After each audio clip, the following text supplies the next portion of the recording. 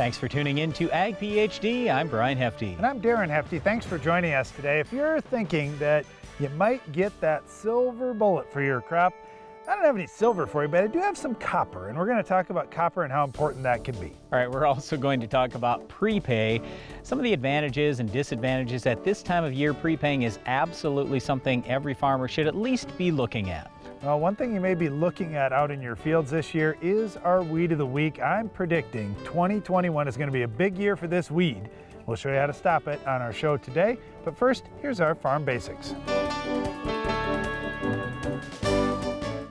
Your soybeans are in the bin, but the game isn't over yet. Score more points this year by taking your beans to the end zone. At $10 beans, every point of moisture below your target takes away 15 cents per bushel. Reclaim that lost yield with the end zone bin system from Farm Shop MFG.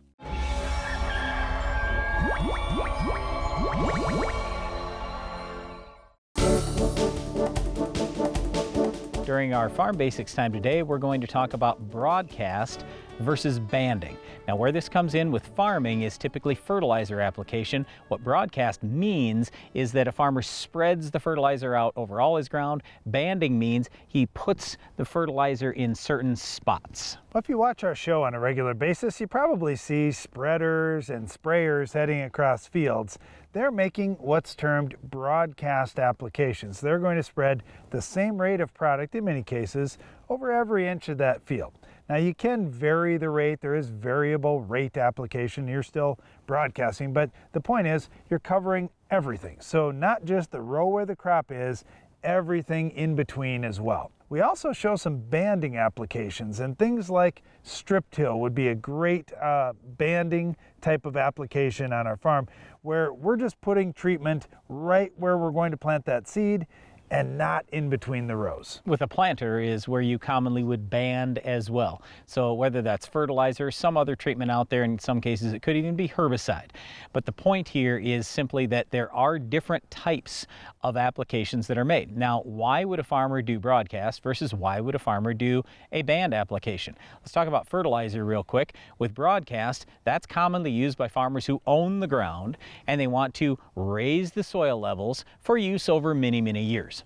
For farmers who want to band, they can get by with less fertilizer, and the reason why is because if they put it in the right spot, that fertilizer is concentrated there, the roots will run into it probably within the next year, so that fertilizer hopefully mostly will get removed this year, plus the fact that there are many things in the soil that can tie up plant nutrients like excess calcium, and so when it's in a concentrated band as opposed to when it's sprinkled across the soil, when it's in that concentrated band it has less chance to get tied up prior to plant use. So farmers who are renting ground or farmers who want to make sure that they recover as much of their fertilizer as possible in the year they apply it, those are the ones who band. All right, let's talk about insect control, Brian, because here is where we normally see farmers broadcasting protection. So let's say, for example, you've got a problem like grasshoppers.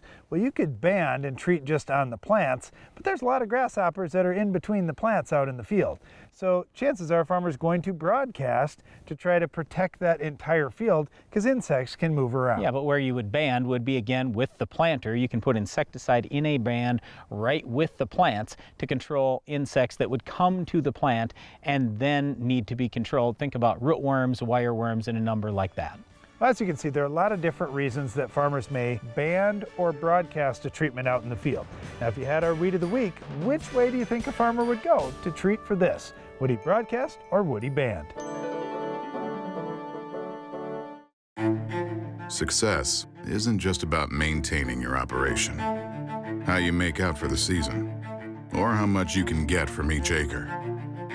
It's about doing precisely what needs to be done to feed your crop and grow your legacy, all the way down to the last drop. AgroLiquid Precision Crop Nutrition. Apply less, expect more. Find a retailer at agroliquid.com. When you apply phosphate fertilizer, it binds to calcium in the soil, becoming calcium phosphate, essentially tooth enamel. How much of this tooth do you think will become available to your crop? NutriCharge doubles your phosphate availability by protecting it from calcium fixation.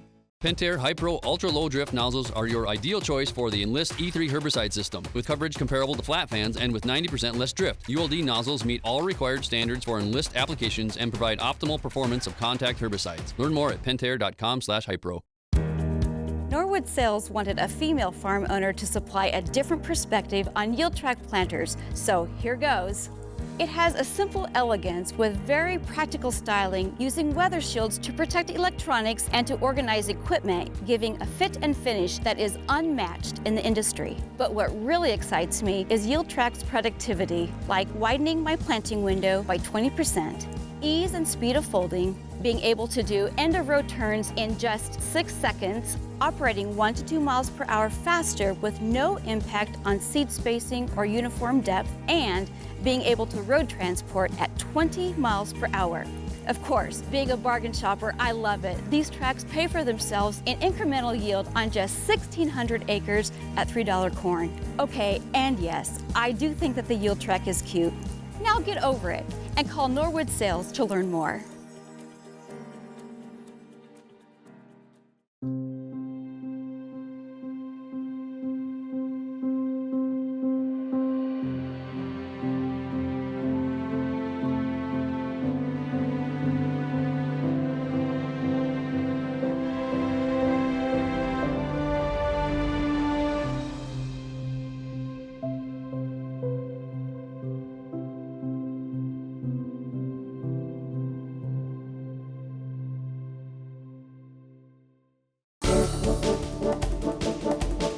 One of the nutrients you'll want to watch in your soil sampling program this year is copper. So we would encourage you to take complete soil tests.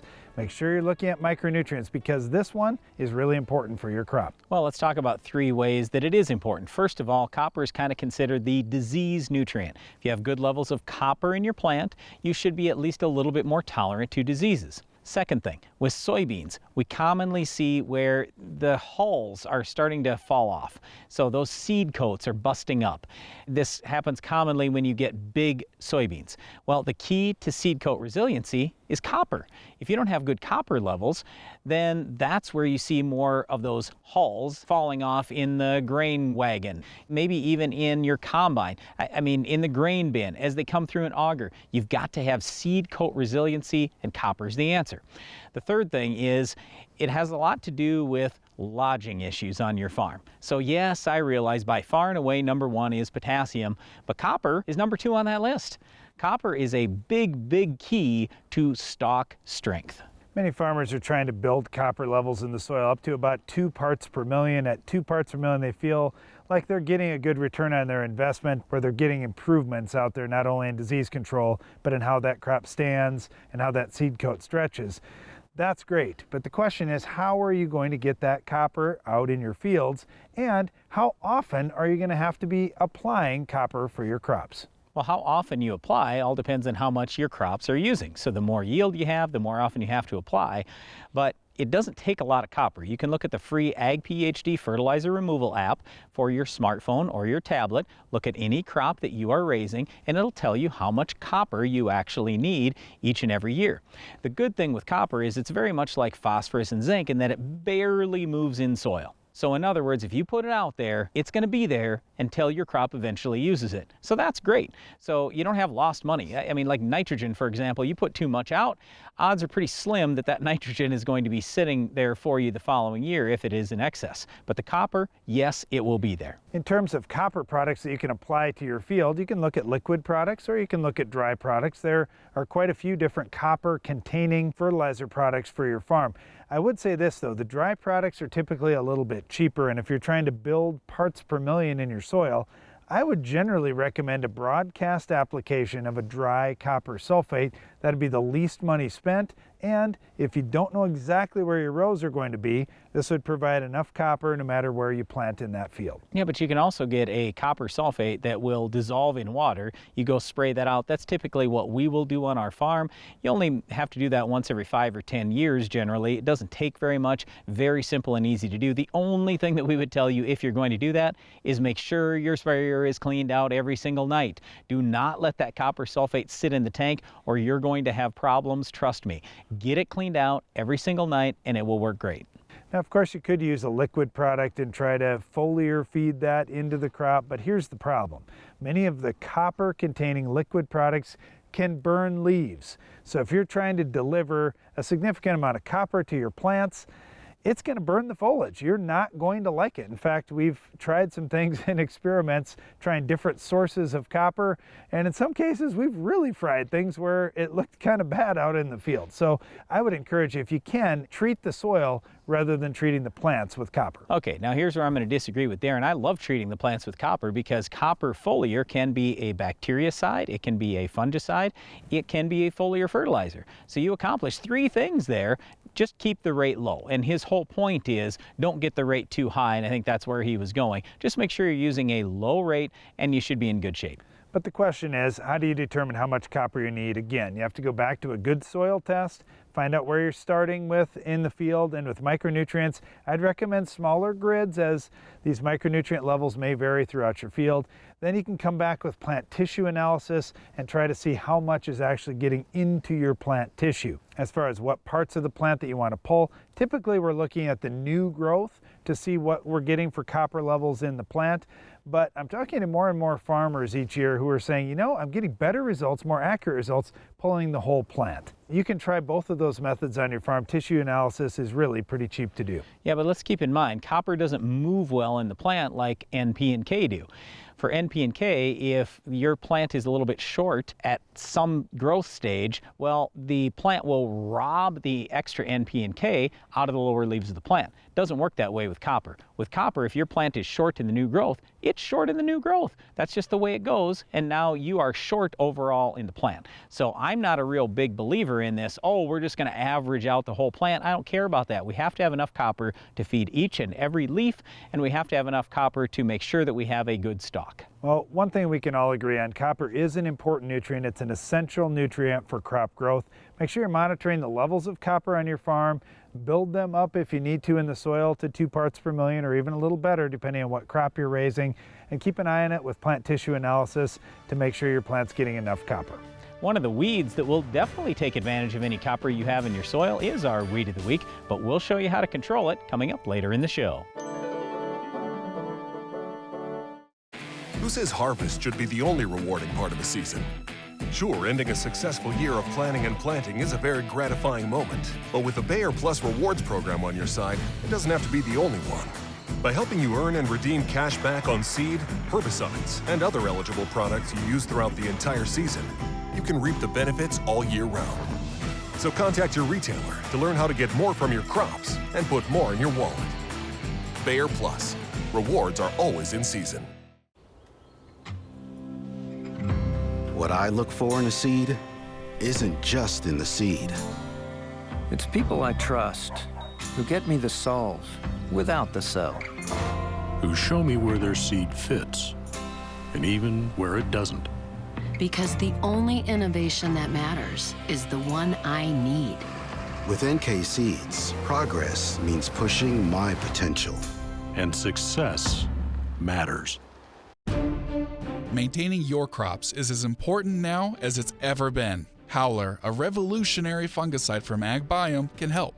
It provides long-lasting protection from a broad spectrum of foliar and soil diseases that affect crops. Howler is OMRI listed, has multiple modes of action, and has minimal pre-harvest and re-entry intervals. It's flexible, easy to use, and is available right now. Visit agbiome.com/howler to learn more.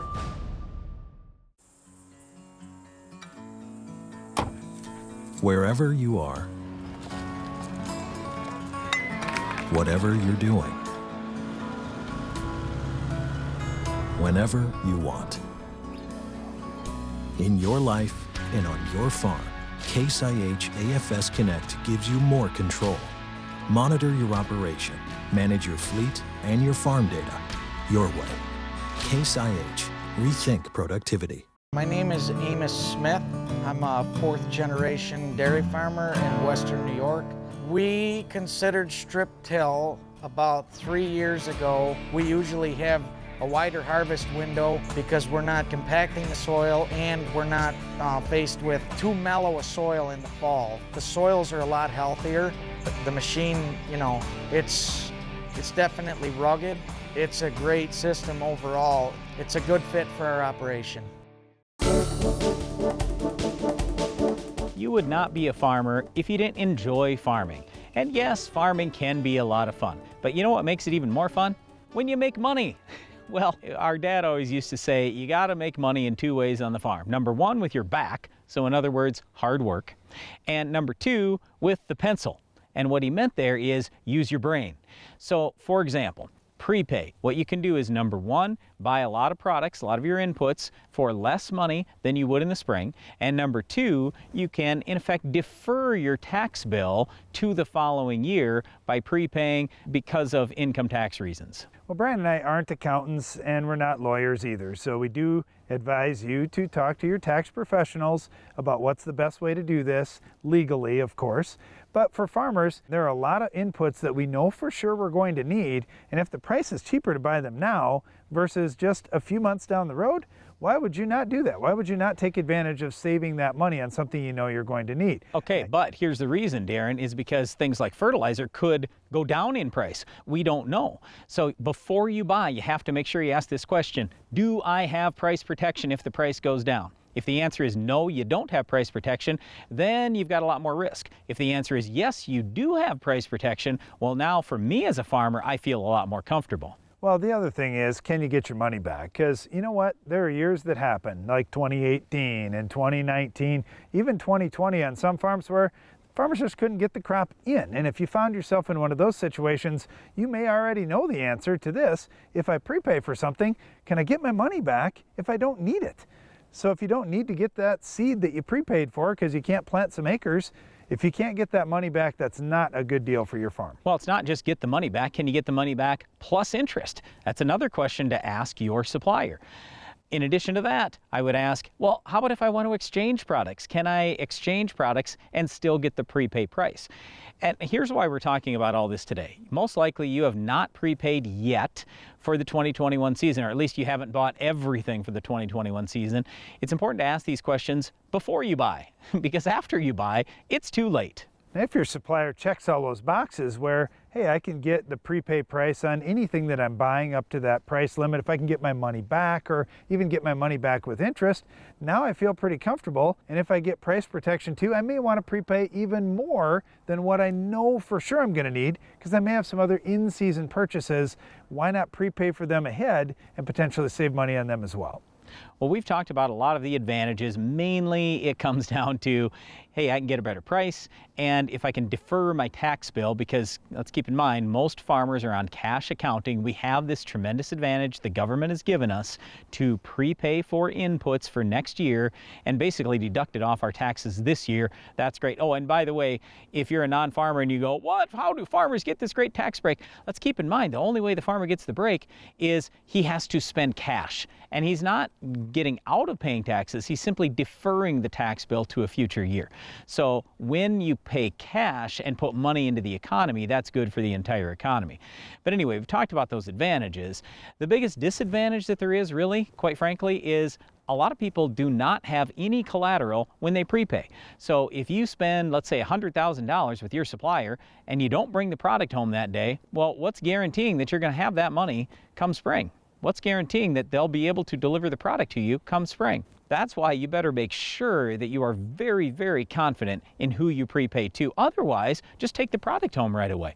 Most retailers will allow you to take the product right away. If it was me and I was worried about it, that's the first thing I would do. So all that sounds pretty good. You can get the same product for less money just buying it a little bit early, but why would somebody offer that deal? Why would somebody give you that same product for less money? Well, it basically comes back to a lot of the manufacturers. They want to get product out early for a couple reasons. Number one, they want to get cash.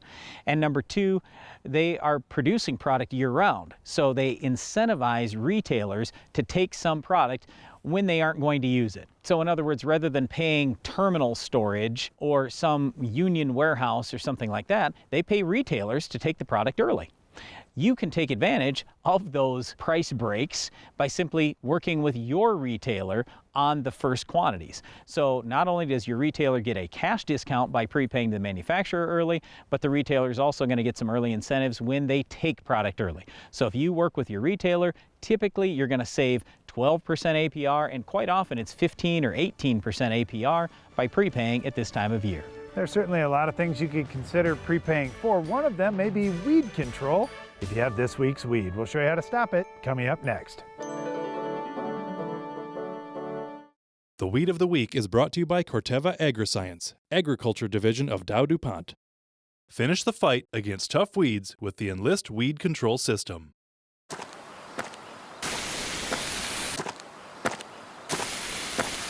Weeds are tough, but we're tougher. With unrivaled weed control, reduced drift, and near zero volatility. So, who's tough now?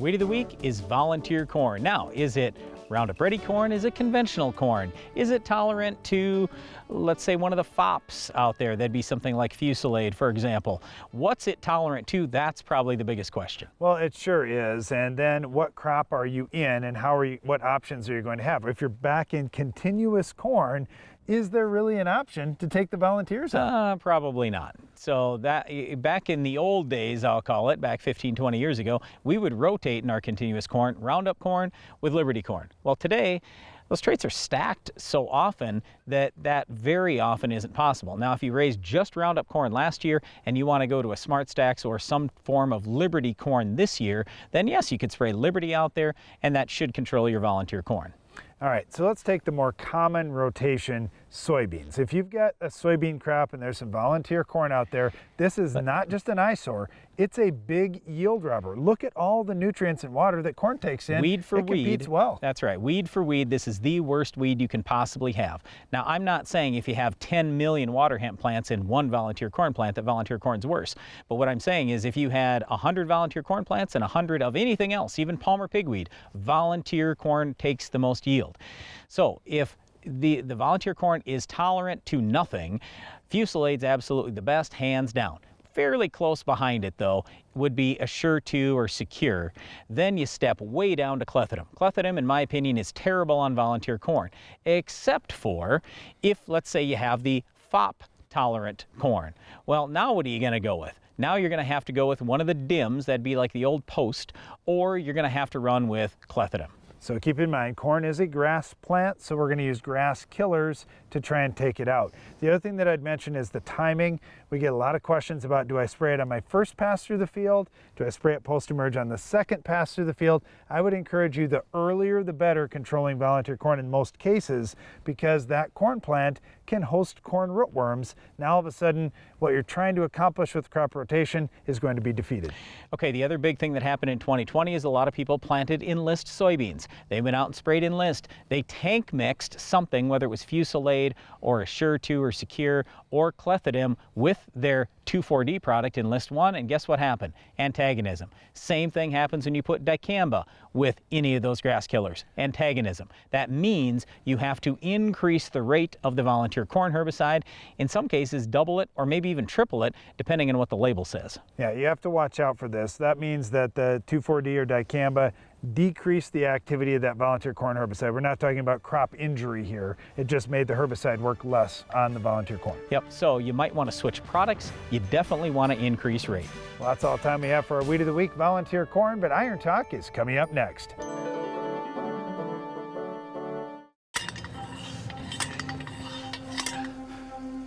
Call it a day. One more post. One more bucket. There's always one more to be done. One more field. To be earned. To be found. for us, it always has been. And always will be. One more bushel.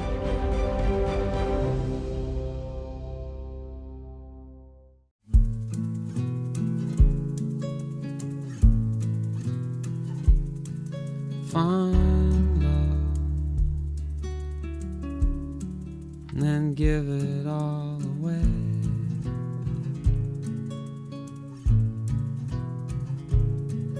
Find love, then give it all away. How much does your crop residue cost you? Over time, residue accumulates in your fields, building excess carbon levels and tying up your plant available nitrogen. Residue also traps P, K, and micros and can take years to naturally become available to your crops. This is because soil lacks the diverse microbial life needed to break it all down. With Decomp, you can naturally restore life to your soils and allow the release of valuable crop fertility. Learn more at heftyseed.com/naturals. Success isn't just about maintaining your operation, how you make out for the season, or how much you can get from each acre. It's about doing precisely what needs to be done to feed your crop and grow your legacy, all the way down to the last drop. AgroLiquid Precision Crop Nutrition. Apply less, expect more. Find a retailer at agroliquid.com. Your soybeans are in the bin, but the game isn't over yet. Score more points this year by taking your beans to the end zone. If your beans went in the bin at low moisture, you can naturally rehydrate to reclaim lost yield with the End Zone Fan Control System from Farm Shop MFG. At $10 beans, every point of moisture below your target takes away 15 cents per bushel. That means raising 9% moisture beans to 13 can increase your profits by 60 cents per bushel. Score more yields in the end zone from Farm Shop MFG. Iron Talk is brought to you by Case IH. Wherever you are, whatever you're doing, whenever you want. In your life and on your farm, Case IH AFS Connect gives you more control. Monitor your operation, manage your fleet and your farm data your way. Case IH. Rethink productivity.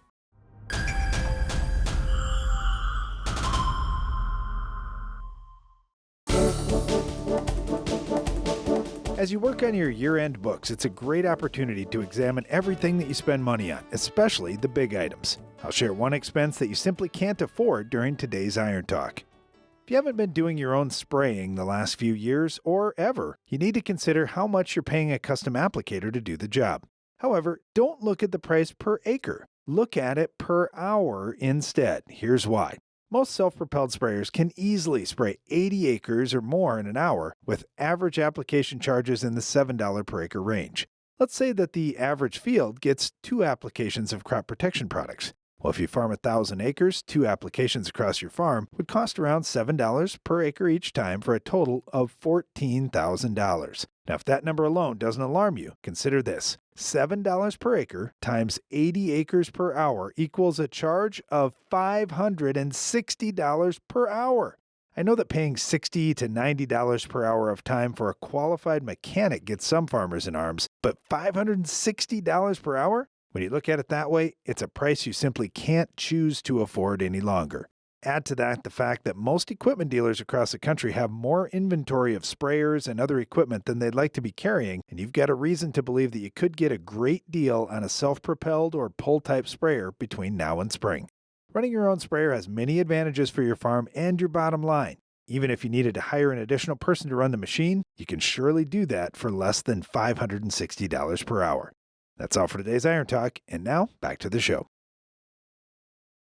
That's our time for today's show, but before we go, we'd encourage you to check out the Ag PhD radio show. It's on Sirius XM channel 147 at 2 p.m. Central each weekday. And don't miss the next Ag PhD TV show. We'll have another Weed of the Week, Farm Basics, Iron Talk, and a whole lot more.